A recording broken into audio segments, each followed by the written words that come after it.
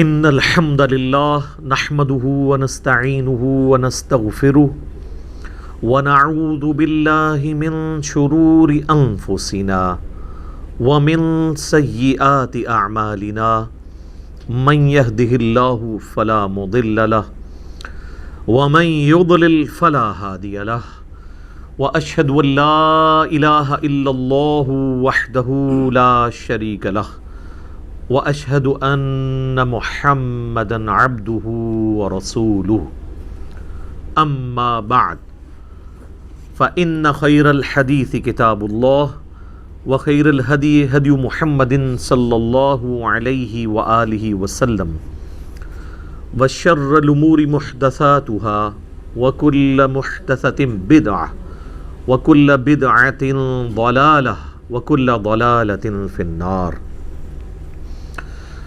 اعوذ باللہ السمیع العلیم من الشیطان الرجیم من ہمزہ ونفخہ ونفثہ بسم اللہ الرحمن الرحیم رب اشرح لی صدری ویسر لی امری واحلل عقدۃ من لسانی یفقہوا قولی. بسم اللہ الرحمن الرحیم ان اللہ وملائکتہ یصلون علی النبی یا ایہا الذین آمنوا صلوا علیہ وسلموا تسلیما. اللہم صلی علی محمد وعلی آل محمد کما صلیت علی ابراہیم وعلی آل ابراہیم انک حمید مجید.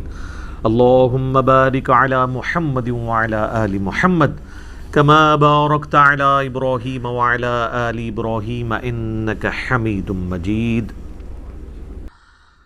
الحمدللہ آج 13 ستمبر 2020 کی قرآن کلاس نمبر 45 کی اسٹوڈیو ریکارڈنگ ہونے جا رہی ہے. آج انشاءاللہ تعالی ہم سورہ آل عمران کی آیت نمبر 26 سے آن ورڈ سٹارٹ کریں گے انشاءاللہ تعالی. قل اللہم مالک الملک، اے نبی عرض کیجئے اللہ کے حضور، اے اللہ تمام ملکوں کے مالک، تمام بادشاہت کے مالک، تؤتی الملک من تشاء، تو جسے چاہے اپنا ملک عطا کر دے. دنیا میں جو کوئی بھی حکمرانی اویل کر رہا ہے نا، پازیٹیولی یا نیگیٹیولی، اللہ تعالیٰ نے اسے دی ہے، اس اعتبار سے کہ اگر اللہ تعالیٰ چاہتا تو اسے چھین لیتا. لہٰذا دنیا میں کسی کو حکمرانی ملنا اس چیز کا ثبوت نہیں ہے کہ اس کے ساتھ اللہ کی تائید ہے. سورۃ البقرہ میں ہی نمرود کے بارے میں اللہ تعالیٰ نے فرمایا تھا، جب وہ ابراہیم علیہ السلام سے جھگڑ رہا تھا تو اللہ تعالیٰ نے فرمایا کہ اس نے اپنے رب کے معاملے میں جھگڑا کیا اس وجہ سے کہ ہم نے اسے بادشاہت عطا کی تھی. تو فرعون کو بھی بادشاہ اللہ نے بنایا، نمرود کو بھی اللہ نے بنایا، اور سیدنا ابو بکر، عمر، عثمان و علی کو بھی اللہ نے بنایا. لیکن زمین اسمان کا فرق ہے. سیدنا سلیمان بن داود علیہ السلام کو اللہ نے بادشاہ بنایا، لیکن اس بادشاہت میں اور فرعون کی بادشاہت میں فرق ہے. لہٰذا کسی کو ملوکیت مل جائے، بادشاہت مل جائے، اس بات کا ثبوت نہیں ہے کہ اللہ کی تائید ہے اس کے ساتھ. اس کے لیے آزمائش بھی ہو سکتی ہے، اور پھر جب اللہ تعالیٰ چاہتا ہے چھین بھی لیتا ہے.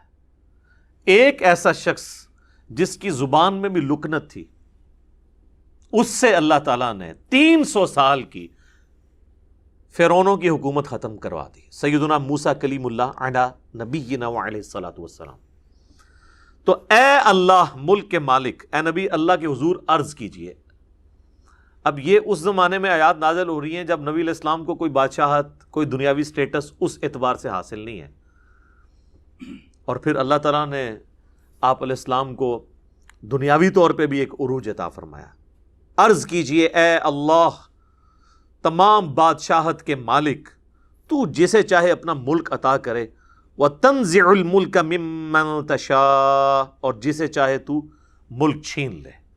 وَتُعِزُّ مَن تَشَاءُ وَتُذِلُّ مَن تَشَاءُ، تو جسے چاہے عزت دے، جسے چاہے ذلیل کر دے. اور یہ کمال اللہ کی قدرت ہے کہ اللہ تعالیٰ کسی کو دنیاوی منصب دے کر بھی ذلیل کر سکتا ہے. یزید ابن معاویہ، اور کسی سے دنیاوی منصب لے کر اسے محروم کر کے بے سر و سامانی کی حالت میں پورا گھرانہ لٹا کر، دنیاوی طور پہ تو یہ نیگیٹو شمار ہوتی ہیں چیزیں، عزت دے سکتا ہے. حسین ابن علی علیہ السلام. تو عزت اور ذلت کا معیار کسی کو سٹیٹس، دولت، عہدہ حاصل ہونا نہیں ہے، بلکہ اللہ اس کے لیے کیا فیصلہ کرتا ہے. فقر میں بھی عزت مل سکتی ہے، اور دولت اور منصب میں بھی ذلت اور رسوائی مقدر ہو سکتی ہے. میرا خیال ہے ہمارا ملک پاکستان تو اس چیز کی نمائندہ مثال ہے کہ یہاں پہ حکمرانوں نے جو تھوڑی بہت عزت اگر ان کی تھی بھی نا، تو حکمرانی میں آ کے وہ بھی عزت گنوا دی. تو کسی کو سٹیٹس ملنا عزت اور ذلت کی دلیل نہیں ہے. ہاں یہ بھی ہو سکتا ہے کہ اللہ تعالیٰ کسی کو دنیاوی منصب دے اور اس کے ذریعے اس کی عزت میں اضافہ کر دے. سیدنا عمر بن عبدالعزیز کیسے اس ایک ماحول کے اندر، جب کہ ہر طرف گمراہی نے پنجے گاڑے ہوئے ہیں، حکومتیں جو ہیں انہوں نے دین کی تعلیمات کو پامال کیا ہوا ہے، اس میں ایک شخص حکمران بن جاتا ہے حادثاتی طور پہ. آج میرا ٹاپک نہیں، آپ میرا یوٹیوب پہ کلپ دیکھ لیں سیدنا عمر بن عبدالعزیز کے اوپر. صرف 38 سال کی عمر ہوئی ہے ان کی. میری اس وقت 43 ہونے والی ہے. 38 سال کی عمر میں وہ فوت بھی ہو چکے ہوئے تھے اور رہتی دنیا پہ اثرات چھوڑے. 99 ہجری میں خلیفہ بنے اور 101 ہجری میں ان کو زہر دے کر آل امیہ نے ہی شہید کر دیا. لیکن آتی دنیا کے اوپر انہوں نے اثرات چھوڑے ہیں کہ یہ بھی ایک حکومت کا سٹائل ہو سکتا ہے. بیدک الخیر، خیر سارے تیرے ہاتھ میں ہے، تو ہی خیر کا مالک ہے. انک علی کل شیء قدیر، بے شک تو ہر چیز کے اوپر قادر ہے. اچھا، اسی آیت کا ایک ٹکڑا ہے جو ہمیں عربی میں تو یاد ہو یا نہ ہو، پنجابی میں، اردو میں لوگ بول دیتے ہیں وَتُعِزُّ مَن تَشَاءُ وَتُذِلُّ مَن تَشَاءُ. اردو میں بولنے میں تو ٹھیک ہے، لیکن یہ اس کی پروننسیشن یہ نہیں ہے. وَتُعِزُّ مَن تَشَاءُ وَتُذِلُّ مَن تَشَاءُ، کیونکہ یہ بڑی والی مد ہے، یہ مد کھینچنا لازم ہے. اردو میں چل جاتا ہے. تولج اللیل فی النہار، تو داخل کرتا ہے رات کو دن میں. وتولج النہار فی اللیل، اور دن کو داخل کرتا ہے رات میں. اچھا، اس میں بھی اشارہ موجود ہے کہ زمین گول ہے، کیونکہ اس طرح گریجولی داخل ہونا وہ اسی صورت میں ممکن ہے کہ جب کوئی چیز گول بھی ہو اور گھوم بھی رہی ہو. ادروائز ایک موومنٹ میں ود رسپیکٹ ٹو زمین، سورج کی، یہ چیز پاسبل نہیں ہے. اور اللہ تعالیٰ نے اپنی قدرت کی بہت بڑی نشانی کا ذکر، اسی نشانی کا ذکر قرآن میں درجنوں مقامات پہ کیا ہے کہ اللہ ہے جو رات کو لپیٹ کر لاتا ہے دن کے اوپر اور دن کو رات پہ. حتیٰ کہ اللہ تعالیٰ نے فرمایا کہ اگر اللہ تعالیٰ قیامت تک تم پر رات کر دے تو اللہ کے سوا کوئی اور الہ ہے جو تم پہ دن لے آئے، اور اگر وہ قیامت تک کے لیے دن کر دے تو کوئی اور خدا ہے جو تم پر رات لے آئے. اب یہ کہنے کو تو ایک بڑا سمپل سا جملہ ہے، لیکن اس میں قیامت مضمر ہے. یہ تو آج ہمیں سائنس بتاتی ہے نا کہ اگر یہ رات ہی ہو، دن آئے ہی نہ، تو انسانیت ختم ہو جائے گی. نباتات ختم، حیوانات ختم. 2 million species on the face of earth اس وقت ہیں. 2 ملین اسپیشیز ہیں. ایک ایک اسپیشیز کی آگے پھر بلینز میں تعداد ہے. ان کی ساری زندگی ڈیپینڈنٹ ہے سورج کے اوپر. سورج کی روشنی کی وجہ سے ہی پودے فوٹو سنتھسس کے ذریعے اپنی خوراک اگاتے ہیں. ان پودوں کو جانور کھاتے ہیں، جانوروں کو ہم کھاتے ہیں، اور جانوروں کو جانور کھاتے ہیں، اور یہ سارا نظام چل رہا ہے. آج زمین اگانا بند کر دے تو زمین پہ ہر چیز ختم ہو جائے گی. تو یہ ساری کی ساری زندگی ڈیپینڈنٹ ہے سورج کے اوپر. تو یہ جملہ ہلکا نہیں ہے کہ اگر اللہ تعالیٰ قیامت تک کے لیے رات کر دے تو کون دن لے آئے گا. اس میں قیامت مضمر ہے. اگر آج دنیا میں وہ علاقے جہاں پر آلموسٹ 6 مہینے کا دن اور 6 مہینے کی رات ہوتی ہے، جو پولز کے قریب علاقے ہیں، وہاں پہ اگر زندگی چل رہی ہے نا تو وہ اس وجہ سے کہ وہاں پہ جو کھانے پینے کا سامان ہے وہ ان علاقوں سے جا رہا ہے، ٹیکنالوجی کو نہیں وہ کھا رہے، یہ ساری کی ساری چیزیں اس کے اوپر ڈپینڈنٹ ہیں۔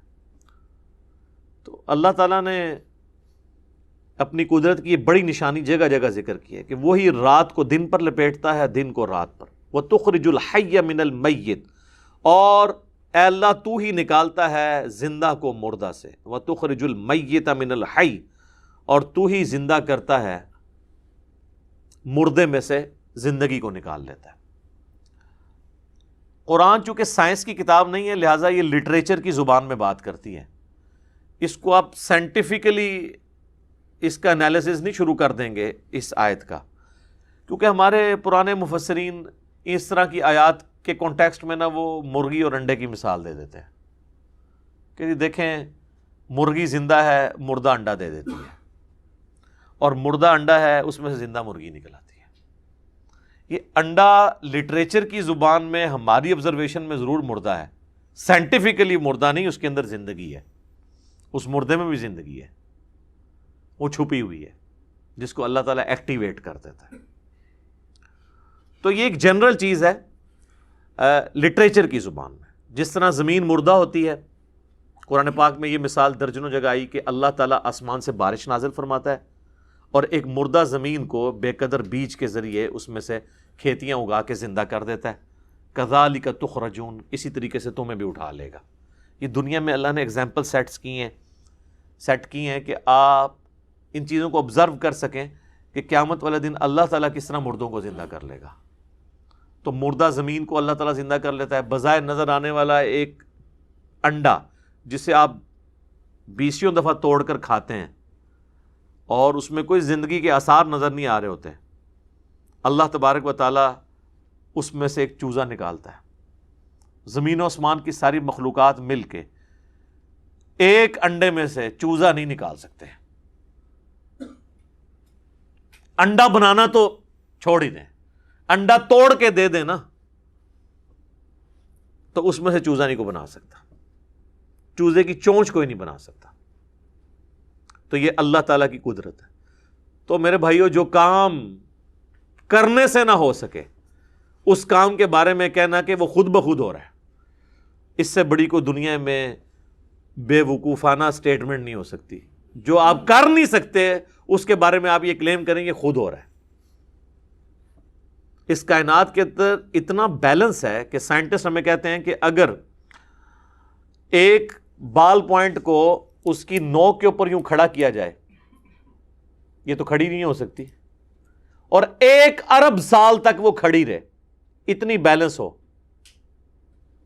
نہ گرے، اس سے زیادہ بیلنس کائنات کے اندر ہے۔ تو یہ کسی کے کرنے سے ہے نا، کسی ڈیوائن سورس کے کرنے سے ہے، اسی کے بارے میں ہم کہتے ہیں God is the only explanation of all the physical phenomena in this universe. خدا ہی وضاحت ہے تمام اس کائنات میں ہونے والے فزیکل فینامنا کے پیچھے، یہ کسی کے کرنے سے ہو رہے ہیں۔ وَتَرْزُقُ مَن تَشَاءُ بِغَيْرِ حساب، اور تو ہی جسے چاہتا ہے بغیر حساب کے رزق عطا فرما دیتا ہے۔ اچھا، رزق سے مراد صرف دولت نہیں ہے، اللہ کی ہر نعمت رزق ہے۔ مال بھی اس میں سے ایک ہے، اچھی صحت، اچھی آواز، اچھا چہرہ، اچھے اخلاق، یعنی آپ دنیا میں کوئی بھی اچھائی گنے تو وہ رزق کی کیٹیگری میں فال کرتی ہے۔ عربی زبان جو ہے یہ بڑی ورسٹائل زبان ہے، اس لیے جو لوگ عربی کو جانتے ہیں نا وہ اس کا ٹیسٹ پھر فیل کرتے ہیں۔ ہم تو رزق سے مراد یہ کھانے پینے کی چیز یا مال و دولت لے رہے ہوتے ہیں۔ اللہ کی ہر نعمت رزق ہے، اور جسے چاہتا ہے وہ بغیر حساب کے جتنا عطا فرماتا ہے۔ اب یہ کسی کو اللہ تعالیٰ نے زیادہ دے کر ٹیسٹ کیا ہے، کسی کو کم دے کر ٹیسٹ کیا ہے، کسی کو ایک چیز میں اونچا کر کے ٹیسٹ کیا ہے، کسی کو دوسرے میں، کسی سے کوئی نعمت لے کے اسے ٹیسٹ کیا ہے، کسی سے کوئی دوسری نعمت لے کے اسے ٹیسٹ کیا ہے۔ باقی اللہ تعالیٰ سے رزق مانگنا چاہیے۔ سنن ابن ماجہ میں صحیح سند سے حدیث ہے جو ہمارے گرین کارڈ پہ بھی لکھی ہوئی ہے، ام سلمہ ہماری ماں کہتی ہیں ام المؤمنین کہ نبی علیہ السلام فجر کا سلام پھیرنے کے بعد یہ دعا مانگا کرتے تھے، اللہم انی اسألک علما نافعا ورزقا طیبا وعملا متقبلا، اے اللہ میں تجھ سے ایسا علم مانگتا ہوں جو نفع مند ہو،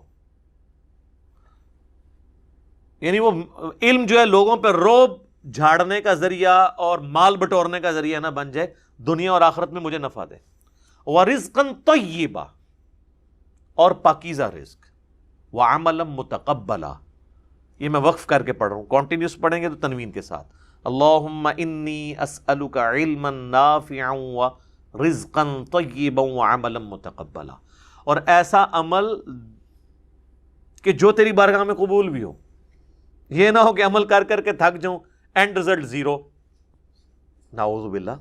اور دو ہی صورتیں ہو سکتی ہیں اینڈ رزلٹ زیرو ہونے کی، یا تو وہ عمل سنت کے مطابق نہیں ہے، جتنا مرضی زور لگا لیں کوئی اجر نہیں ہے، یا عمل تو سنت کے مطابق تھا کیا غیر اللہ کے لیے، ریاکاری۔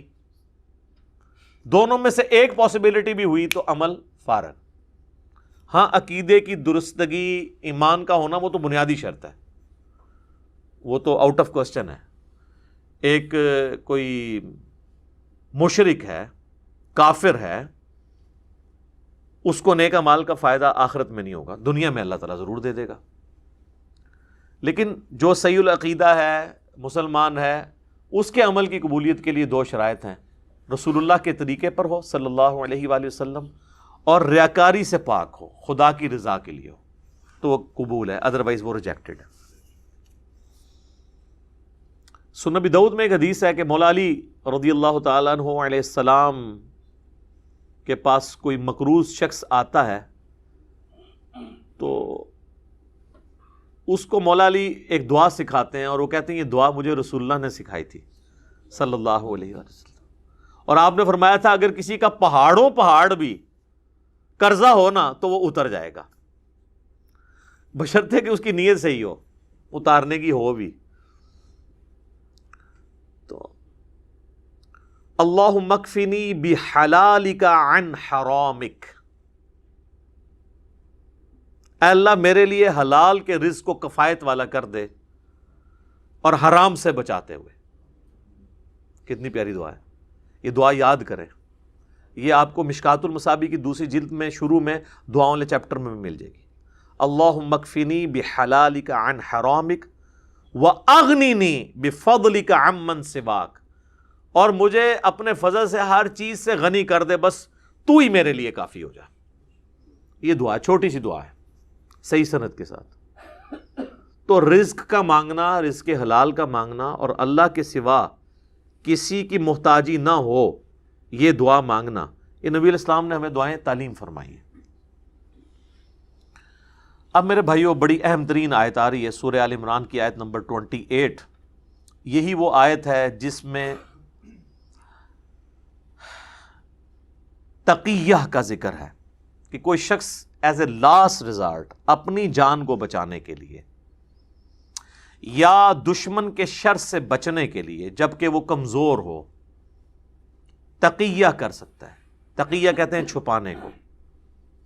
ایک تو ہمارے جو اہل تشیع کے ہاں تقیہ ہے، انہوں نے اس میں بہت غلو کر لیا، اس کی اصل موجود تھی لیکن یہ نہیں ہے کہ ہر معاملے میں تقیہ شروع ہو جائے گا۔ ایز اے لاسٹ ریزارٹ کر سکتے ہیں۔ سورۃ النحل میں اس کی ڈیٹیلز آتی ہیں کہ اگر کسی کی زندگی موت کی کشمکش بن گئی ہے تو وہ حرام بھی کھا سکتا ہے، اور اس میں پہلے اللہ نے حرام چیزوں کا ذکر کیا ہے کہ تمہارے لیے اللہ نے حرام کیا ہے بہتا ہوا لہو، مردار، خنزیر کا گوشت، اور وہ حلال چیز بھی جس پر ذبح کے وقت غیر اللہ کا نام لیا گیا۔ یہ 4 چیزیں جو قرآن میں کم از کم 5 مقامات پہ ذکر آیا کہ یہ حرام ہے۔ اس کے بعد اللہ نے ذکر کیا کہ ہاں اگر کیٹاسٹرافک کنڈیشن ہو جائے، اضطراری زندگی موت کی کشمکش ہو، اور اس میں ساتھ شرط لگائی کہ بغاوت نہ ہو اور ضرورت سے زیادہ نہ ہو، حد نہ پھلانگی جائے، تو پھر یہ بھی تمہارے لیے جائز ہے۔ اور پھر اللہ تعالیٰ نے فرمایا کہ کلمہ کفر بھی اگر بولنا پڑ جائے، دل میں ایمان رکھتے ہو، مجبوری میں جان بچانے کے لیے، تو یہ بھی جائز ہے۔ لیکن یہ صرف جواز ہے، افضل وہی ہے جو مسند احمد میں حدیث ہے، معاذ ابن جبل سے حضور نے کیا فرمایا تھا؟ اے معاذ، اللہ کے ساتھ شرک نہ کرنا، خواہ تمہارے ٹکڑے ٹکڑے کر دیے جائیں، تمہیں آگ میں جلا دیا جائے یا تمہیں سولی دے دیا جائے، شرک نہ کرنا۔ یہ ہے فتویٰ نہیں ہے، یہ تقویٰ ہے۔ فتویٰ وہی ہے کہ فتوے اور تقوی میں فرق ہے، ٹھیک ہو گیا؟ مسئلہ اور چیز ہوتی ہے، لیکن اس میں تقوی والا پہلو جو ہے نا وہ ڈیفرنٹ ہوتا ہے۔ افضل پہلو یہی ہے کہ کمپرومائز نہ کریں۔ آپ دیکھیں رومن امپائر سے جو ہماری جنگیں ہوئی مسلمانوں کی شروع میں، کئی بیٹل فیلڈز میں صحابہ کرام کو تیل کے کڑاہوں میں جلایا گیا ہے، صرف ایک آفر کے اوپر کہ رسول اللہ کو گالی دے دو۔ انہوں نے کہا مر جائیں گے، نہیں دیں گے۔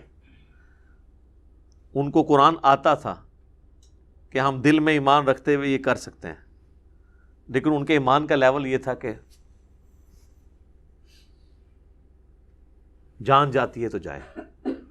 اسی لیے بخاری اور مسلم دونوں میں حدیث ہے، اس شخص نے ایمان کی حلاوت چکھ لی جس میں 3 نشانیاں ہوں گی۔ نمبر 1، اللہ اور اس کا محبوب صلی اللہ علیہ وآلہ وسلم اسے پوری دنیا میں سب سے بڑھ کر محبوب ہو جائے۔ نمبر 2، دوستی اور دشمنی کا معیار اللہ کی ذات۔ اور نمبر 3، کفر کی طرف لوٹایا جانا اتنا ہی مشکل اس کے لیے ہو جائے جتنا زندہ آگ میں جلایا جانا۔ وہ آگ میں جلنے کے لیے تیار ہو جائے لیکن ایمان نہ چھوڑے، اس کو ٹیسٹ ملے گا۔ تو ظاہر کنارے پہ چلنے والوں کو تو پھر چوپڑیاں نالے دو تے نہیں ہو سکتیاں، وہ تو پھر لولا لنگڑا ہی دین لے کے چل رہے ہوں گے نا۔ تو صحابہ کرام کے ایمان کا یہ لیول تھا، وہ کمپرومائز نہیں کرتے تھے، جان جاتی ہے تو جائے۔ اللہ اور اس کے محبوب صلی اللہ علیہ وآلہ وسلم کی تعلیمات کے معاملے میں بہت وہ سینسٹیو تھے۔ ہم تو خیر انگلی کٹا کے شہیدوں میں نام ہی کر سکتے ہیں، ان لوگوں کے واقعات یاد کر کر کے دل میں سوز و گداز پیدا کر سکتے ہیں، لیکن ریالٹی بہت ٹف ہے میرے بھائیوں، بہت مشکل ہے، یہ بہت مشکل کام ہے۔ قادسیہ اور یرموک کے واقعات سننا تو بہت آسان ہے، عمر سیریز میں وہ جنگوں کو دیکھنا بھی بہت آسان ہے۔ پریکٹیکلی اے سی والے کمرے میں کھڑے ہو کر خشوع و خضوع سے نماز پڑھنا وہ بھی مشکل بنی ہوئی ہے اس امت کے لیے۔ انہوں نے قادسیہ اور یرموک کہاں سے جا کے لڑنی تھی؟ یعنی ہم آج کے مسلمانوں کی بات کر رہے ہیں۔ تو یہ تقیہ کا ذکر یہاں پہ آیا ہے، یہ ہے فتویٰ کہ آپ یہ کر سکتے ہیں، اور ہمارے حکمران، ہمارے ریاستی ادارے اسی کے اوپر چل رہے ہوتے ہیں۔ اگر آپ ان سے بات کریں نا تو وہ بتائیں گے کہ ہم سے زیادہ کوئی محب الوطن نہیں ہے، ہم سے زیادہ کوئی اسلام پسند نہیں ہے، بس ہم نے بھی تقیہ کیا ہوا ہے کافروں کے ساتھ، اور پھر اس میں وہ ہر لمٹ کو کراس بھی کر دیتے ہیں۔ یہ جو تقیہ ہے نا اس قسم کا، یہ جعلی ہے کہ جس میں آپ اس حد تک آگے چلے جائیں کہ آپ اپنے لوگوں کو نقصان پہنچانا شروع کر دیں۔ تقیہ صرف یہ تھا کہ آپ نے کافر کے شر سے اپنے آپ کو، اپنوں کو بچانا ہے۔ یہ تقیہ نہیں ہے کہ آپ نے کافروں کے کہنے پر اپنوں کو مار دینا ہے، یہ تو حرام ہے۔ تو یہ وہ آیت ہے تقیہ کے اوپر، علیحدہ سے میرے یوٹیوب پہ کلپ بھی ہے تقیہ کے اوپر، اور توریہ اور ضرورتاً جھوٹ کب بولا جا سکتا ہے۔ ویسے تو یہ پچھلی دفعہ بھی مجلس میں سوال ریکارڈ ہوا ہے، وہ یوٹیوب پہ اپلوڈڈ ہے، میں نے یہ سارے ایشوز ریزالو کر دیے ہیں۔ یوٹیوب پہ آپ جا کے لکھیں سیدنا ابراہیم علیہ السلام کے 3 جھوٹ، جو ان کے بارے میں ایک واقعہ ملتا ہے بخاری مسلم میں، وہ آپ دیکھ لیجئے گا۔ بعض لوگوں نے اس پہ اعتراض کیا کہ آپ نے پیغمبر کے ساتھ جھوٹ کا لفظ بولا ہے، وہ میں نے نہیں بولا، وہ بخاری مسلم میں لکھا ہوا ہے کہ ابراہیم علیہ السلام نے 3 دفعہ جھوٹ بولا، 2 دفعہ اللہ کے لیے، 1 دفعہ انہیں اپنے معاملے میں بولنا پڑا۔ اور بخاری مسلم میں یہ آتا ہے کہ قیامت والے دن جب باقی نبی اپنی لغزشوں کو یاد کریں گے تو ابراہیم علیہ السلام اپنے ان 3 جھوٹوں کو یاد کریں گے۔ میں نے تو اس کو جسٹیفائی کیا ہے کہ وہ جھوٹ کس کیٹیگری میں فال کرتا تھا کہ اس کے اوپر گرفت نہیں ہو سکتی، اسے توریہ کہا جاتا ہے، اور وہ تقیۃً تھا۔ وہاں پہ بھی میں نے اس آیت کو کوٹ کیا تھا، لا يتخذ المؤمنون الکافرین اولیاء من دون المؤمنین، مت بنائیں اہل ایمان کافروں کو اپنا جگری یار اور دوست مومنین کو چھوڑ کر۔ وَمَن يَفْعَلْ ذَلِكَ فَلَيْسَ مِنَ اللَّهِ فِي شَيْءٍ، جو کوئی یہ کام کرے گا پھر اللہ کے ذمہ کرم اس سے اٹھ گیا، الا سوائے ایک ایکسیپشن کے، ان تتقوا منہم تقا، کہ تم تقیہ کرو ان کے فتنے سے بچنے کی خاطر اس طرح کی ایکٹیویٹی پرفارم کر لو، وقتی طور پہ کمپرومائز کر لو، تو اس کی اجازت موجود ہے۔ لیکن اس میں پھر اللہ نے ساتھ شرط لگا دی، وَيُحَذِّرُكُمُ اللَّهُ نَفْسَهُ، اللہ تمہیں اپنی ذات سے ڈراتا ہے۔ یہ نہ ہو کہ اب یعنی اس کی آڑ لے کر، جس طرح ہمارے کئی علماء کتا حلال کرنے کی کوشش کر دیتے ہیں، بات یعنی 10 ہوتی ہے تو 2 صفرے اور لگا کے اسے 100 بنا دیتے ہیں، 100 کو 1000 کو ملینز میں پہنچا دیتے ہیں۔ بھئی جتنی بات ہے بس اس لیول تک آپ اس کو کر سکتے ہیں، اور وہ بھی بڑی یعنی سوچ سمجھ کے۔ اسی طرح کی چیزوں کا سہارا لے کے پھر کبھی صلح حدیبیہ والے واقعات سنا کے ہمارا جو ایک ایکس ڈکٹیٹر تھا مشرف، پوری قوم کو بت بناتا رہا، اور وہ ناقابل تلافی نقصان پہنچا کے گیا ہے اس نیشن کو، کہ آنے والی ہماری نسلیں بھگتیں گی اس کو۔ وہ انہی چیزوں سے ہی لیتے ہیں نا، اور جی صلح حدیبیہ، اچھا یہ کافروں سے صلح حدیبیہ کے لیے تیار ہو جاتے ہیں، اپنے جو پاکستانی ہیں ان کو کہتے ہیں جیلوں میں ڈالیں گے۔ مسلمانوں کے ساتھ ایٹیچیوڈ کیا ہے؟ حالانکہ سب سے زیادہ حقدار تو وہ تھے، ان کے ساتھ معاملات کو لے کے ادھر جو ہے وہ دشمنی اور غصہ عروج پہ ہوتا ہے، اور کافروں کے ساتھ پینگے بڑھا رہے ہوتے ہیں۔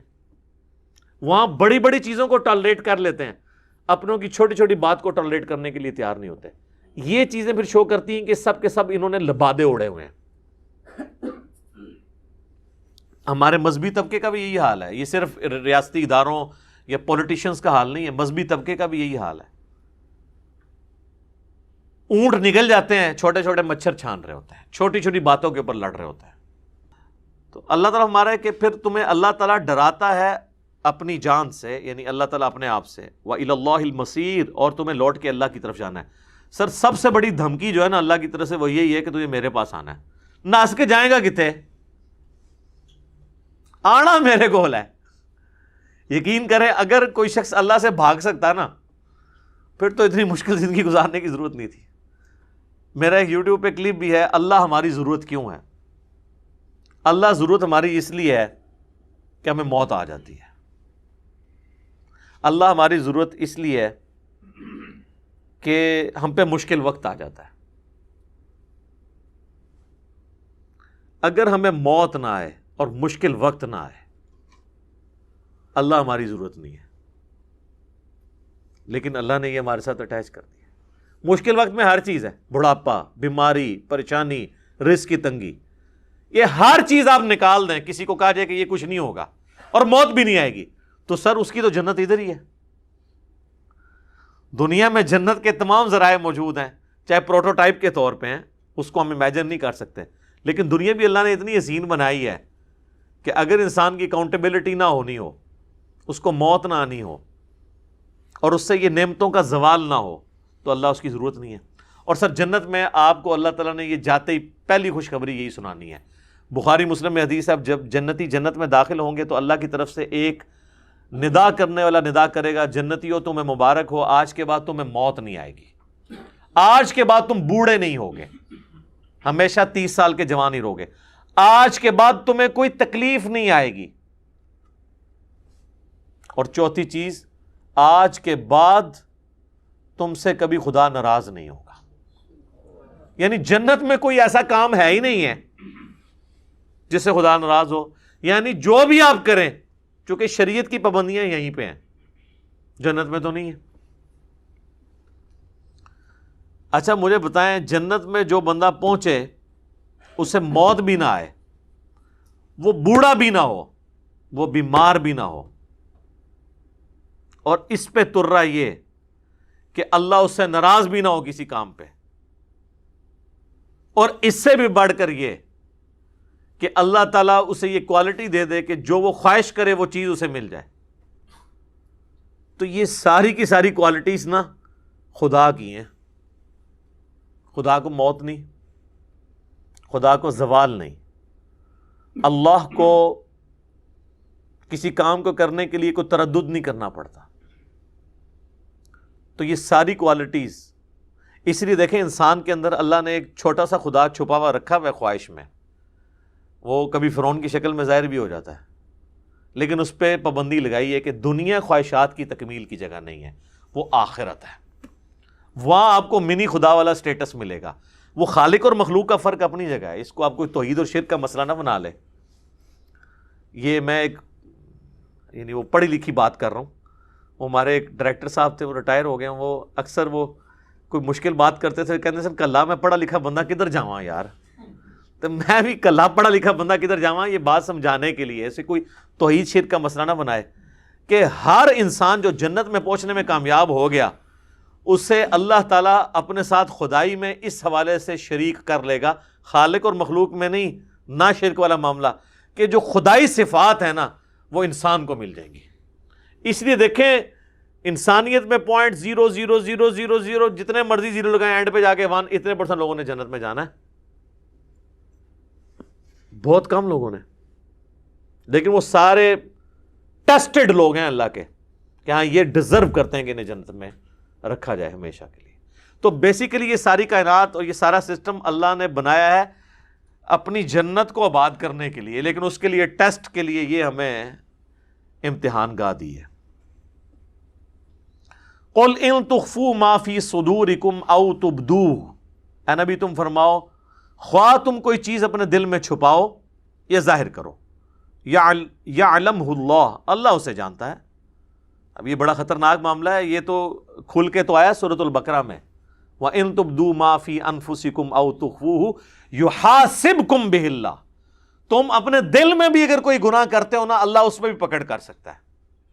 تو یہ ایک بڑا کریٹیکل ٹاپک تھا. میں نے اس کے اوپر جتنے دلائل ہیں وہ ڈسکس کر کے ایک آپٹیمل سولوشن دیا تھا. یوٹیوب پہ میرا کلپ پچھلے دنوں اپلوڈ ہوا ہے.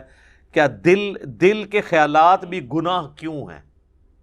ویسے تو کہا جاتا ہے کہ جب تک زبان پہ نہ لاؤ تو کوئی گرفت نہیں ہے. تو یہ اتنا سادہ معاملہ نہیں ہے. اس کو میں نے اس میں ساری احادیث ڈسکس کی تھی، کئی ایک احادیث بخاری مسلم سے اور آیات بھی. یہ ٹاپک یہاں پہ بھی اشارتاً وہی آ گیا. وَيَعْلَمُ مَا فِي السَّمَاوَاتِ وَمَا فِي الْأَرْضِ، اور اللہ جانتا ہے جو کچھ آسمانوں میں ہے اور جو کچھ زمین میں. وَاللَّهُ عَلَىٰ كُلِّ شَيْءٍ قدیر، اور اللہ ہر چیز پر قادر ہے. یعنی صرف علم نہیں رکھا ہوا، کنٹرول بھی ہر چیز پہ ہے. یہ کائنات بنا کے اللہ نے چھوڑ نہیں دی کہ اپنی مرضی سے چل رہی ہے. اپنی مرضی سے کہاں سے چل رہی ہے؟ ہماری ساری پریڈکشنز غلط ثابت ہو جاتی ہیں. 1901 میں ہمیں بتایا جا رہا تھا کہ جناب دنیا کی آبادی اگر ڈبل ہوگی تو کھائیں گے کہاں سے؟ تو وہ 1901 سے ابھی تک 8 گنا ہو چکی بھی ہے. زمین نے اپنے خزانے اگل دیے. اور جی ٹیمپریچر، گلوبل وارمنگ ہو رہی ہے، ٹیمپریچر سر نیچے آنا شروع ہو گیا. اور جی اوزون لیئر پھٹ گئی ہے جناب، سکن کینسر ہو جائے گا. کورونا کی برکت سے وہ اوزون لیئر ریپیئر ہونے شروع ہوگی خود بخود ہی. کیسے اللہ تعالیٰ نے تطہیر کروائی ہے. اس زمین کو بھی تو روزہ رکھوانا تھا نا، تو کورونا کے ذریعے رکھوایا نا اللہ نے. آپ ذرا سیٹلائٹ امیجز دیکھیں نا ووہان سٹی کے، کورونا سے پہلے اور بعد کے، تو آپ کو پتہ چلے گا کتنی پولوشن تھی تو کس طرح ختم ہوئی ہے.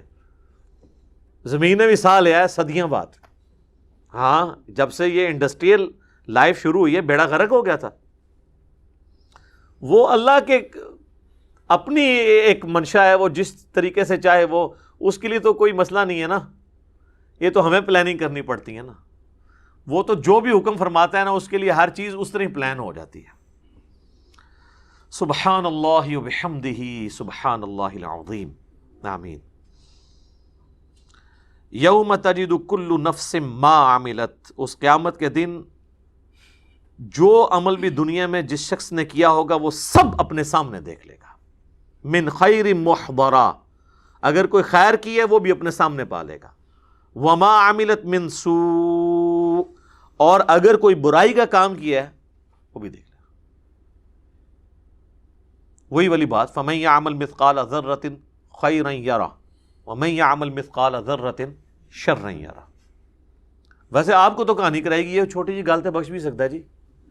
یہ کتنی بڑی کہانی ہے. اس کہانی کا تو مطلب ہے کہ انبیاء کے آنے کی ضرورت ہی کوئی نہیں تھی، کتابوں کی ضرورت نہیں تھی، قرآن کی وعیدوں کی ضرورت ہی کوئی نہیں تھی، وہ تو بہانے ڈھونڈ رہے ہیں بخشنے کے. اتنا سادہ معاملہ نہیں میرے بھائی. یہ چھوٹی سی بات پہ اگر بخش سکتا ہے تو چھوٹی سی بات پہ پکڑ بھی سکتا ہے. اللہ تعالیٰ کے بارے میں بے فکری کی زندگی نہیں کوئی شخص گزار سکتا. صحیح بخاری میں حدیث ہے، نبی علیہ السلام ایک چوراہے کے پاس سے گزرے، کچھ اصحاب کھڑے ہنس رہے تھے. آپ کھڑے ہوئے آپ نے فرمایا جو کچھ میں جانتا ہوں نا اگر تم جانتے تو بہت کم ہنستے، زیادہ رویا کرتے. تو یعنی یہ ایک سیریس ایشو ہے. جامعہ ترمذی میں حدیث ہے، سیدنا عثمان جب بھی قبرستان جاتے تو قبر پہ کھڑا ہو کے اتنا روتے کہ ان کی داڑھی آنسوؤں سے تر ہو جاتی. تو صحاب کہتے حضرت آپ تو بخشے بخشائے ہیں. تو وہ کہتے میں نے رسول اللہ سے سنا تھا کہ آخرت کی منزلوں میں پہلی منزل قبر ہے، جس کی یہ منزل آسان ہوئی اس کی اگلی آسان در آسان ہوں گی، اور جو اس میں پھنس گیا اس کی اگلی منازل مشکل در مشکل ہو جائیں گی. میرے خیال ہم ہوتے تو ہم کہتے حضرت 3 دفعہ آپ کو جنت کی گارنٹی دی اللہ کے نبی نے، نبی علیہ السلام تو صادق اور امین ہے، آپ کو یقین نہیں ہے ان کی بشارتوں کے اوپر؟ سانو تو ایک بار ہی مل جاندی تو تسی تکدے ساڑھے کارنامے، شیطان بھی پناہ منگدا. اسی لیے تو ہمیں ملی بھی نہیں سر. یہ انہی کو مراتب ملتے ہیں جن کے بارے میں کانفیڈنس ہوتا ہے کہ جو ایک لمٹ کو کراس نہیں کریں گے. پھر تودوا لو ان بینہا و بینہ امدا بعیدا، اس دن یہ حالت ہوگی کہ انسان تمنا کرے گا کہ کاش اس دن اور اس کے درمیان ایک بہت بڑی مدت حائل ہو جاتی، یعنی یہ دن آ نہ جاتا، یہ ٹل ہی جاتا کسی صورت. کیونکہ دنیا میں تو اس نے یہی تمنا کی ہوئی تھی نا کہ اے جہاں میٹھا اگلا کس نے ڈٹھا، یہ بس یہاں سے آپ مٹھائی اویل کریں، آگے آئے گی تو دیکھی جائے گی. یہاں بھی لوگ کہتے ہیں دیکھی جائے گی انشاءاللہ.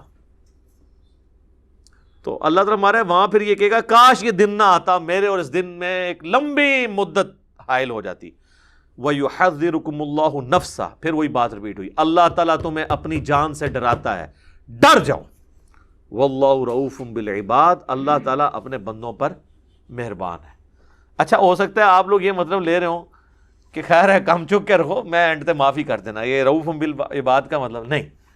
یہ اللہ تعالیٰ نے یہاں اپنی صفت کا ذکر کیا کہ اللہ اپنے بندوں پہ مہربان ہے کہ آنے سے پہلے ہی پیپر آؤٹ کر رہا ہے.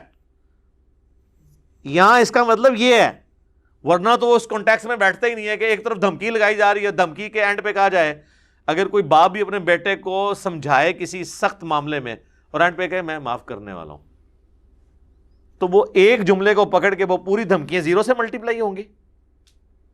یہ ساری دھمکیاں جو پیچھے چل رہی ہیں یہ 0 سے ملٹیپلائی ہو جائیں گی اس ایک جملے سے نہیں. بیسیکلی اللہ طرف ہمارا ہے میں اپنے بندوں پر مہربان ہوں کہ میں اس مشکل وقت آنے سے پہلے اپنے پیغمبروں کے ذریعے اپنی کتابوں کے ذریعے تو میں ڈرا رہا ہوں کہ اس کی تیاری کر لو، پیپر آؤٹ کر دی ہے. یہ میری مہربانی ہے. اور دوسرا یہ بھی میسج ہے کہ اگر تم نے انسانوں والی زندگی گزاری پیغمبروں کی اطاعت کے ساتھ تو پھر میں اپنے بندوں پہ مہربان ہوں. میں کوئی فنیٹک نہیں ہوں کہ مجھے کسی کو عذاب دے کر مزہ آتا ہے، جس طرح کہ وہ یونان کے دیوتاؤں کے بارے میں تھا نا کہ وہ خون مانگتے ہیں، تو کبھی کوئی وہ لڑکی ذبح کر کے اس کے آگے پھینک دیتے تھے، کبھی کوئی کتا ذبح کر کے. ان کا تو خدا کا کانسیپٹ یہ تھا نا خدا خون مانگتا ہے. تو اللہ تعالیٰ فرماتے ہیں مجھے کوئی، یہ تو قرآن پاک میں ایک اور جگہ اللہ تعالیٰ فرمایا کہ اللہ تعالیٰ تمہیں عذاب دے کر کیا کرے گا اگر تم شکر گزار بنو گے. اللہ فنیٹک نہیں ہے. اس سے بڑھ کے وہ آیت ہے سورہ الانعام کی، وَكَتَبَ رَبُّكُمْ عَلَى نَفْسِهِ الرَّحْمَةِ، تمہارے رب نے اپنے اوپر خود ہی یہ لازم کر لیا کہ میں نے ہر حال میں رحم ہی کرنا ہے. اللہ تو اس کے لیے تیار ہے، لیکن اگر آپ دوسرے ٹریک پہ چڑھیں گے پھر نہیں، پھر اس کے عذاب کا کوڑا پڑے گا. وہ تو اللہ تعالیٰ نے قرآن میں جگہ جگہ کہا ہے کیا ہم اپنے نافرمانوں کو اور اپنے تابع فرمان لوگوں کو برابر کر دیں؟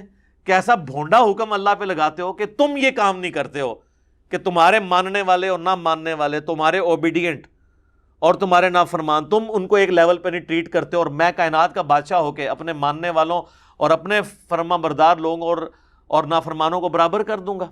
ایسے نہیں ہو سکتا، کیونکہ اللہ کی ایک صفت عدل بھی ہے، یہ اس کے عدل کا تقاضا ہے کہ وہ دونوں کو برابر نہیں کر سکتا.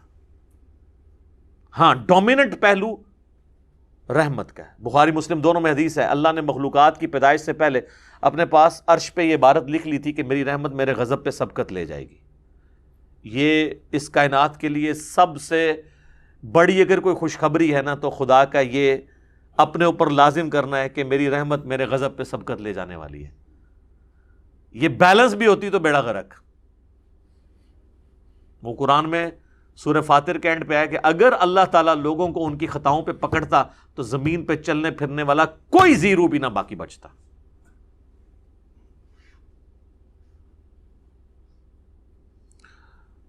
اللہ تعالیٰ ہمارے ساتھ عافیت والا معاملہ فرمائے۔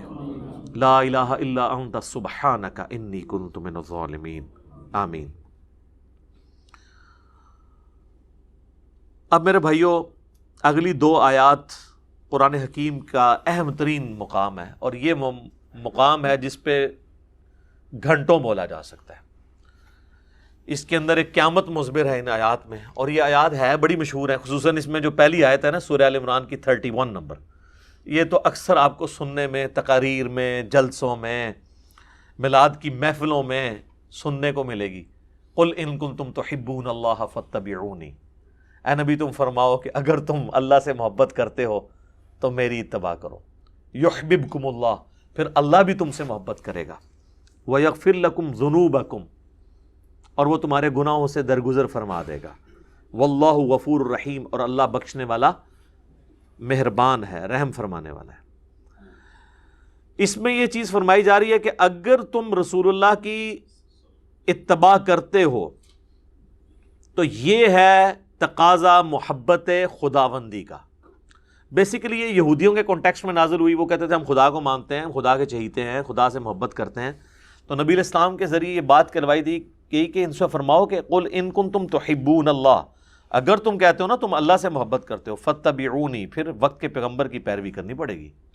یحببکم اللہ، پھر تمہیں انعام یہ ملے گا کہ اللہ تم سے محبت کرے گا۔ تمہارا اللہ سے محبت کرنا کون سی بڑی بات ہے؟ اللہ کی ہستی تو اس قابل ہے کہ اس سے محبت کی جائے، بلکہ اللہ ہی ہے کہ جس سے محبت کی جائے۔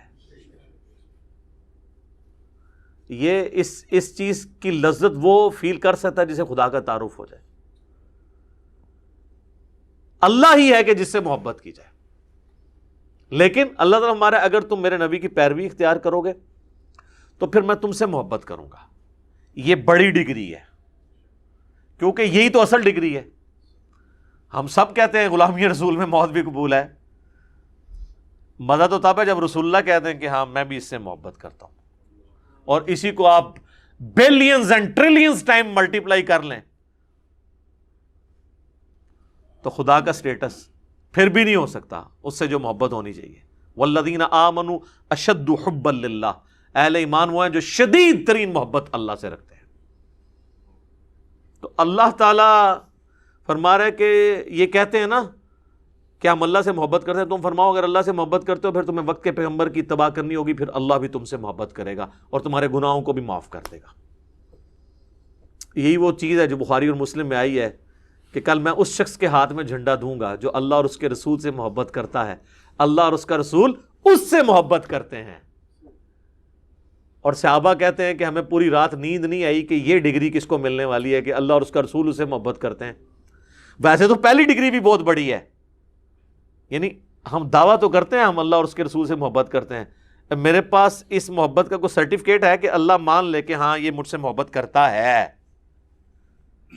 یہ کوئی چھوٹی بات ہے؟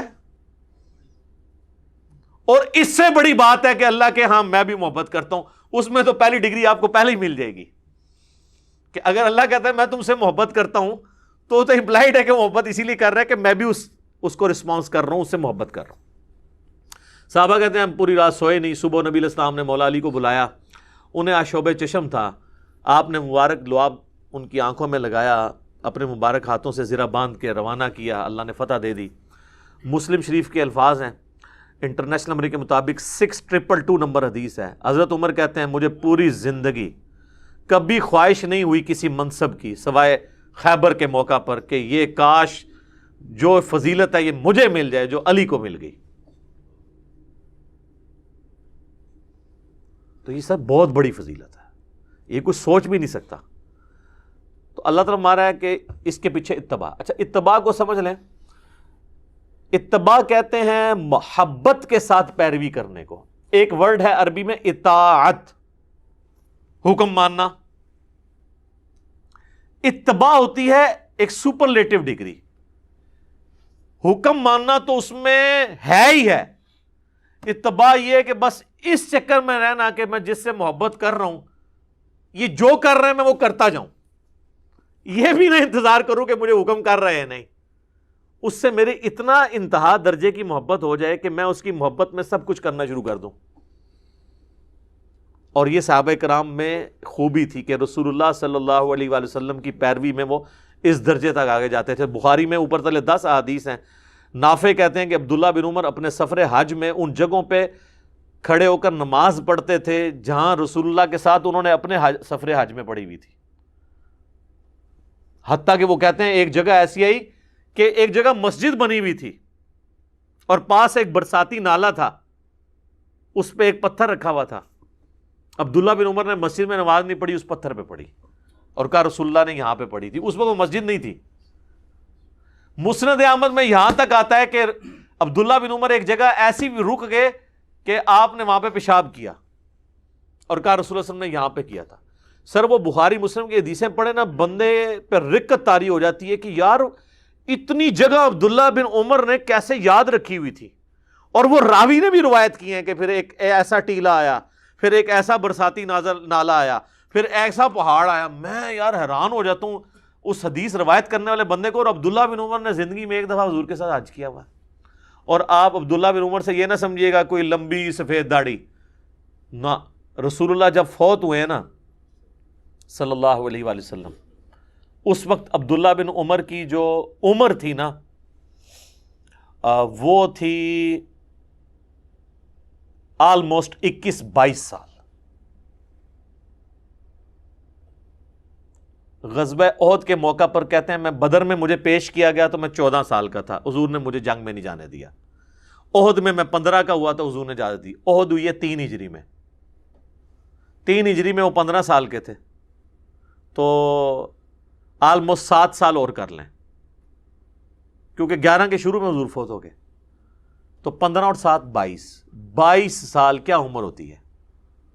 اور یہ 22 سال اس وقت جب حضور فوت ہو گئے, حج انہوں نے کیا ہے 20-21 سال کی عمر میں, ایک ایک چیز یاد رکھی ہوئی ہے. یہ ہے اتباع, محبت پلس اطاعت, اس کو کہتے ہیں اتباع. اس پہ بخاری مسلم میں حدیث نہیں, حضرت عثمان وضو کرتے ہیں اور مسکرانا شروع کر دیتے ہیں. ساتھی پوچھتے ہیں یہ کیا حضرت؟ کہا حضور نے بھی ایک دفعہ اس طرح وضو کیا تھا تو مسکرا پڑے تھے, تو میں نے حضور سے بھی پوچھا تھا آپ کیوں مسکرائے؟ تو پھر آپ نے فرمایا کہ جب کوئی شخص وضو کرتا ہے, چہرہ دھوتا ہے, اس کے چہرے کے گناہ معاف ہوتے ہیں, ہاتھ دھوتا ہے تو ہاتھوں کے گناہ, مسا کرتا ہے تو سر کے گناہ, پاؤں جب دھوتا ہے تو حتیٰ کہ پاؤں کے ناخنوں کے گناہ بھی دھل جاتے ہیں. تو اس پہ حضور خوش ہو رہے تھے کہ یہ فضیلت وضو والے کو ملتی ہے. تو اس پہ نبی علیہ السلام مسکرائے تھے, تو میں بھی حضور علیہ السلام کی اس ادا کو ادا کر رہا ہوں. یہ ہے, یہ اس کو کہتے ہیں اتباع.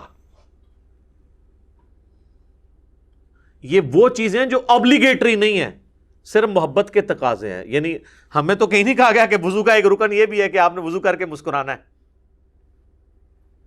لیکن یہ محبت کی فیلڈ ہے. لہذا یہ جو ایکسٹریم رویہ پایا جاتا ہے نا اہل حدیث کے ہاں, کہ وہ اس چیز کے اوپر, یا ایون دیوبند کے ہاں بھی, کہ وہ کہتے ہیں جی اصل چیز جو ہے نا وہ نبی علیہ السلام کے حکم کی پیروی ہے, اور وہ اس پہ اتنا زور دیتے ہیں کہ محبت والا ایلیمنٹ وہ بیک فٹ پہ کر دیتے ہیں. یہ ایکسٹریم رویہ ہے. اس کے اگینسٹ جو بریلوی اور شیعہ صرف محبت کے راگ لاپتے رہتے ہیں, اور کرتوت انہوں نے کوئی ایک بھی کام پیغمبر والا نہیں کرنا ہوتا, اور وہ کہتے ہیں جی بس محبت ہوگی تو باقی کسی چیز کی ضرورت ہی نہیں ہے. وہ دوسری ایکسٹریم ہے. اسی لیے اللہ نے لفظ اتباع کا استعمال کیا ہے, محبت پلس اطاعت. سکی محبت نہیں تو سکے صرف گیٹ اپ اڈاپٹ نہیں کرنا. انتہا درجے کی عقیدت بھی, جس کے آپ کو نمونے نظر آتے ہیں نا, بخاری میں نہیں آتا صلح حدیبیہ کے موقع پر نبی علیہ السلام جب وضو کر رہے ہیں, صحابہ آپ کے وضو کا پانی نہیں نیچے گرنے دے رہے, ٹھیک ہے, اپنے جسم پہ مل رہے ہیں, حتیٰ کہ کسی کو نہیں ملتا وہ دوسرے سے لے کے مل لیتا ہے. اور یہ اس کے علاوہ بھی عام حالت میں بھی ہوتا تھا. جب نبی علیہ السلام کو تشت میں بڑے برتن میں وضو کروایا جاتا تھا, بخاری مسلم میں آتا ہے, تو حضرت بلال کہتے ہیں میں پھر وہ جو پانی نیچے جمع ہوتا تھا نا, تو باہر لے کے جب نکلتا تھا تو صحابہ جھپٹ پڑتے تھے اس کے اوپر. یہ وہ تقاضے تھے جو محبت کے. لیکن اس طرح کی اب محبت ہماری نصیب میں نہیں ہے, کیونکہ رسول اللہ سامنے موجود نہیں ہے. ہمارا تو اب ٹوٹل زور دوسرے والے معاملے میں ہوگا, ٹھیک ہے, کیونکہ پھر اس کے ایکسٹریم رویہ ہے کہ لوگ جا کے اب قبر کی مٹی چاٹنا شروع کر دیں یا حضور کی قبر پہ سجدے شروع کر دیں, تو وہ کام نہیں. رسول اللہ صلی اللہ علیہ وسلم کی زندگی مبارک جو دنیا ہی گزرنے کے بعد اب ان سے محبت کے تقاضے ذرا ڈیفرنٹ ہیں, کیونکہ آپ سامنے موجود نہیں ہیں. خیر یہ اس ٹاپک کے اوپر گھنٹوں بولا جا سکتا ہے, یہ تو نہ ختم ہونے والا ٹاپک ہے. اور یہ وہ ٹاپک ہے کہ جس کے اوپر ہمیں بنیادی اختلاف امت کی اکثریت کے ساتھ ہے کہ انہوں نے رسول اللہ کے مقابلے پر ایسی ہستیوں کو کھڑا کیا کہ ان ہستیوں کو پتہ چلے تو ان کے پاؤں کے نیچے سے زمین نکل جائے, کہ ان کی اطاعت کو انہوں نے رسول اللہ کے مقابلے پر واجب قرار دے دیا. یہ مقابلے پہ میں اس لیے لفظ بول رہا ہوں کہ ہم رسول اللہ کی واضح احادیث بتاتے ہیں, وہ کہتے ہیں نہیں ہمارے امام کا قول یہ ہے. میں کہتا ہوں امام حنیفہ, امام شافعی, امام احمد بن حنبل, امام مالک رحمہم اللہ اجمعین وعلیہم السلام اجمعین ورضی اللہ عنہم اجمعین, وہ کانپ اٹھے اس تصور کے ساتھ کہ ان کو رسول اللہ کے مقابلے پہ کھڑا کر دیا. صراحتاً احادیث آیات آنے کے باوجود. آپ یہ دیوبند کی تفسیر عثمانی اٹھا کے دیکھیں, وہ بحث کرتے ہیں کہ قرآن میں جو ہے وہ رضاعت کی مدت جو ہے, دودھ چھڑانے کی مدت جو ہے وہ 2 سال آئی ہے. پھر وہ سال لکھتے ہیں البتہ امام حنیفہ کا موقف ہے کہ 2.5 سال ہے. تو ہو سکتا ہے امام حنیفہ کے پاس بھی کوئی دلیل ہو. چلو حدیثوں میں تو کوئی کہہ سکتا ہے, کسی کو ایک حدیث پتہ چلی دوسرے کو نہیں پتہ چلی. جو مسئلہ قرآن میں آ گیا ہے اس مسئلے کے خلاف کسی اور امام کے پاس بھی کوئی دلیل ہو, پہلے تو ہم اس کو بھی ماننے کے لیے تیار نہیں کہ امام حنیفہ نے کہیں کہا بھی ہوگا کہ بھی قرآن کے خلاف 2.5 سال دودھ چھڑانے کی مدت ہے, کیونکہ امام صاحب تو ہمارے سامنے موجود نہیں ہے. جو جس کا دل کرے ان کی طرف منسوب کر دیں. چلو سپوز آپ کو پتہ بھی چل گیا, آپ تو کم از کم کریں. اور دوسری طرف آپ خود ائمہ کے اقوال سناتے ہیں کہ سارے اماموں نے کہا کہ ہماری کوئی بات کتاب و سنت کے خلاف ہو اسے دیوار پہ مار دو. اور ہم دیوار پہ نہیں مارتے, ہم بڑا احترام کرتے ہیں. ہم کہتے ہیں کہ جی یہ ان کی رائے تھی, قرآن و سنت کے خلاف ہے, ہم اس کو فالو نہیں کریں گے, ہمیں کہتے ہیں اماموں کے گستاخ ہو. تو یہ ایک ٹاپک, ایک بڑا کریٹیکل ٹاپک تھا. میں نے اس کو پورا پری پلان تیاری کر کے نا مسئلہ نمبر 197 ریکارڈ کروا دیا. آلموسٹ 2 گھنٹے کا HD کیمرے میں نے کئی ایک ایگزامپلس صحابہ تابعین تبع تابعین کی دکھائی ہیں کہ جب ان کے سامنے آیات احادیث آتی تھی وہ اعلانیہ طور پر اپنے بڑوں سے اختلاف کیا کرتے تھے, اور بڑے بھی ایسے تھے کہ وہ فوراً سر تسلیم خم کرتے تھے. خلفائے راشدین کی مثالیں میں نے پیش کی کہ ان کو کسی نے حدیث سنائی ہے, انہوں نے ڈیسیژن بھی کیا تو کہا بھائی نہیں غلطی ہوگی, ہم پیچھے ہٹ جاتے ہیں. اگر خلفائے راشدین کا یہ اسٹیٹس تو باقی کس کھاتے میں؟ باقی کو تو کوئی اوقات نہیں ہے ان کے مقابلے پہ, ہمارے مقابلے پہ نہیں. وہ میں نے کئی ایک واقعات بتائے ہیں, پھر اس کے بعد تابعین تبع تابعین میں بتایا. تو یہ ایک کریٹیکل آیت ہے. انشاءاللہ میں اس آیت پہ اگلی دفعہ بھی تھوڑی ڈسکشن کروں گا, اس کانٹیکسٹ میں کچھ احادیث بھی ڈسکس کروں گا. ایک حدیث میں آپ کو سنا دیتا ہوں, بخاری اور مسلم دونوں میں حدیث ہے. حضرت حسان ابن ثابت بیٹھے ہوئے مسجد نبوی میں اشعار پڑھ رہے تھے. حضرت عمر فاروق جیسا حکمران جن کی طبیعت میں بھی بہت گرمی تھی, ایکسٹروورٹ بھی تھے, سختی بھی تھی, وہاں سے گزرے اور رک گئے, اور انہوں نے حسان ابن ثابت کو تیکھی نظروں سے دیکھا. ابھی بولا کچھ نہیں ہے, صرف دیکھا ہے, اور اگلے جنے دی بھی تسی جرت دیکھو. ان کا عمر اس طرح نہ دیکھ ہماری طرف, تم سے بہتر شخصیت مسجد میں ہوتی تھی, میں ان کے سامنے بھی اشعار پڑھتا تھا اور نبی علیہ السلام خوش ہوا کرتے تھے. اچھا, اب حضرت عمر نے تو مطلب ڈیفینسو موڈ میں چلے گئے. انہوں نے کہا کہ کوئی گواہ لے کر آؤ. انہوں نے کہا یہ ابو ہریرہ بیٹھے ہیں پاس, ان سے پوچھو کہ کیا ایسا نہیں تھا. حضرت ابو ہریرہ کہتے ہیں امیر المومنین ایسا ہی تھا, بلکہ رسول اللہ تو فرمایا کرتے تھے اے اللہ روح قدس کے ذریعے حسان کی مدد فرما, جس طرح حضرت عیسیٰ کی تو نے مدد کی تھی نا جبرائیل کے ساتھ. تو یہ حسان کے لیے تو حضور کی دعائیں ہیں. اس ایک واقعے میں کئی چیزیں پوشیدہ ہیں. نمبر 1 یہ کہ صحابہ کو پتا تھا کہ دین کا ماخذ کتاب و سنت اللہ رسول ہے، اس کے بعد سب برابر ہیں. آپ تو امام، اکابرین، علماء اور بزرگوں کو آپ نے منی خدا بنایا ہوا ہے. یہ سارے تو حضرت عمر کی جوتیوں کی خاک بھی نہیں ہے. ایک صحابہ کو یہ چیز ہے. دوسری طرف حضرت عمر جیسی بڑی شخصیت کو بھی کلیئر تھا کہ اگرچہ میرے بارے میں حدیث ہے علیکم بسنتی و سنت الخلفاء الراشدین، لیکن میرے لیے بھی اوپن لائسنس نہیں ہے. جہاں میں بھی ڈیویٹ ہوں گا پھر میری سنت نہیں مانی جائے گی، رسول اللہ کی بات مانی جائے گی. یہ بڑی بات ہے نا. تیسرا، اختلاف رائے کو گستاخی نہیں سمجھا جاتا تھا. علمی طریقے سے آپ اختلاف کریں، اگلا بندہ ایکسپٹ کر لیتا تھا کہ یار بات جینون کی ہے، اس نے مجھ سے غلطی ہوئی ہے، وہ بیک فٹ پہ چلا جاتا تھا. چوتھا، یہ جو آج کل بعض منکرین حدیث نے یہ ایک پنگا کھڑا کیا ہوا ہے کہ جی حضرت ابو ہریرہ جو ہے وہ حدیثیں گھڑا کرتے تھے، حضرت عمر نے ان کے اوپر پابندی لگا دی تھی، حضرت عمر کے سامنے ابو ہریرہ کی کریڈیبلٹی نہیں تھی. تو یہ بخاری مسلم دونوں میں حدیث ہے جو بتا رہی ہے کہ حضرت عمر کے نزدیک حضرت ابو ہریرہ ایک کریڈیبل پرسنالٹی تھے، تبھی تو ان کی حدیث قبول کیا انہوں نے. ورنہ تو کہتے ہیں یار یہ تو مطلب بیٹھ کے حدیثیں گھڑتا رہتا ہے، اس کی تو مجھے تم مثال پیش کرو، کوئی اور بندہ لے کے آؤ. یہ ضرور ہے کہ حضرت ابو ہریرہ رضی اللہ تعالیٰ عنہ اور حضرت عمر کا اختلاف ہو گیا تھا، اور اس میں میری اپنی ذاتی رائے ہے کہ حضرت عمر کی طرف سے زیادتی ہوئی ان کے ساتھ، وہ نہیں ہونی چاہیے تھی. تو وہ ایک واقعہ اس طرح کا جس کی وجہ سے وہ ان کو جو گورنر بنا کے بھیجا تھا، تو ان کا وہاں پہ اللہ نے برکت دے دی. تو حضرت عمر آپ کو پتا ڈسپلن کے سخت تھے. انہوں نے کہا کہ تو جب گیا تھا تیرے پاس اتنی بکریاں تھیں، اتنی بکریاں کہاں سے آ گئی ہیں، لگتا ہے خرد برد کی ہے. تو وہ پیٹتے رہے کہ بھئی اللہ نے مجھے دی ہیں. یہ تو آج بھی آپ کسی فارم ہاؤس میں چلے جائیں ذرا پوچھیں نا، 5 بکریوں اللہ تعالیٰ برکت ڈالے تو 2 سالوں میں کہاں سے کہاں وہ پہنچتی ہیں. لیکن حضرت عمر جو ہے وہ ذرا اسٹرکٹ تھے، تو اس کی وجہ سے تھوڑا سا ان پہ سختی بھی کر دی. تو وہ بعض اوقات سختی جو ہے نا وہ کسی بیٹر کاز کے لیے کی جا رہی ہوتی ہے، لیکن وہ پھر لوگ اس کو نیگیٹیولی بھی لے لیتے ہیں.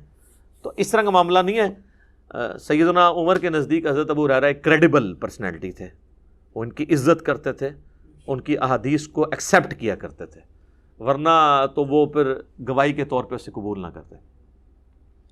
جامع ترمذی میں ایک حدیث ہے، ایک شامی آتا ہے اور کہتا ہے عبداللہ بن عمر سے آ کے پوچھتا ہے، اور یہ روایت سالم بن عبداللہ بن عمر کر رہے ہیں، حضرت عبداللہ بن عمر کا بیٹا. وہ شامی آ کے کہتا ہے کہ ابھی حضرت معاویہ کا دور ہے، شام میں مرکز ہے، اور وہ آ کے کہتا ہے جی حج تمتع جائز ہے. وہ کہتے ہیں جائز، سنت ہے. سنت اس اعتبار سے کہ رسول اللہ نے اسے جاری کیا، اگرچہ خود آپ کو مجبوراً قران کرنا پڑا، لیکن آپ نے تمتع کو مشروع فرمایا اور بہتر فرمایا، کیونکہ آپ قربانی کا جانور گھر سے لے آئے تھے. تو قرآن میں آیت نازل ہوئی کہ جو قربانی کا جانور گھر سے لے آیا نا، اب وہ احرام نہیں کھول سکتا. باقی صحابہ کو آپ نے کھلوایا، حتیٰ کہ بخاری مسلم ہے جس نے حج تمتع نہیں کیا، آپ نے فرمایا یہ نافرمانی کر رہے ہیں رسول اللہ کی، آپ نے خود ان کے لیے اتنے. اور پھر فرمایا کہ قیامت تک حج اور عمرہ اب یوں داخل ہو گئے. تو عبداللہ بن عمر سے اس نے کہا کہ آپ کے والد تو حضرت عمر تو منع کیا کرتے تھے حج تمتع سے. تو عبداللہ بن عمر نے فرمایا کہ یہ بتاؤ کہ اگر کسی معاملے میں میرا باپ کوئی ڈیسیژن کرے اور رسول اللہ اس چیز کو جاری فرمائے ہوئے ہوں، تو کیا میرے باپ کی بات مانی جائے گی کہ اللہ کے نبی کی؟ تو کہنے لگا اللہ کے نبی کی. تو آپ نے فرمایا کہ اللہ کے نبی نے حج تمتع کا ہمیں حکم دیا تھا. یہ تھا سر سٹیٹس. باپ بھی ہے، خلیفہ راشد بھی ہے، محبت بھی ہے، عقیدت بھی ہے، سٹیٹس بھی ہے، لیکن اللہ اور اس کا رسول ٹاپ پرائورٹی. یہ وہ ایشو ہے جس کے وجہ سے ہم سمجھتے ہیں کہ تقلید کو واجب کر کے امت کو مصیبت میں ڈالنا اور ایک ان کے اوپر عذاب مسلط کر دینا کہ اب امت یہ چوائس کرے کہ ہم نے رسول اللہ کے دین پہ چلنا ہے یا کسی بزرگ بابے کے دین پہ. بزرگ بابوں کو آپ ایکسپرٹ اوپینین کے طور پہ لیں، جس طرح آج بھی ہم بڑے بڑے علماء کے ایکسپرٹ اوپینین لیتے ہیں، بس اسی لیول پہ ان کو رہنے دیں. ان کی کلی پیروی، آنکھیں بند کر کے اطاعت کرنا، یہ ان کو سٹیٹس نہیں دیا جا سکتا. اور اس کے کانٹیکسٹ میں اسی آیت کو کوٹ کیا جاتا ہے، قل ان کنتم تحبون اللہ فاتبعونی یحببکم اللہ. اور یہ آیت اسپیسیفکلی یہودیوں کے بارے میں نازل ہوئی ہے، لیکن ہمارے بریلوی بھائی میلاد کے جلسوں میں یہ آیت پڑھتے ہیں، لہٰذا ان کی وہ ڈاکٹرین ختم ہوگی کہ جو یہودیوں کے بارے میں آیات ہیں مسلمانوں پہ نہیں آپ فٹ کر سکتے. تو وہ ہمیں ہی سنا رہے ہوتے ہیں نا. تو ہم یہ کہتے ہیں قرآن کی آیات آفاقی ہیں، جسے فٹ اسے گفٹ. اس پہ میرا مسئلہ وہ نمبر 154 بھی ریکارڈڈ ہے. سبحانک اللہم و بحمدک اشہد ان لا الہ الا انت استغفرک و اتوب الیک وما علینا الا البلاغ المبین. جزاکم اللہ خیر.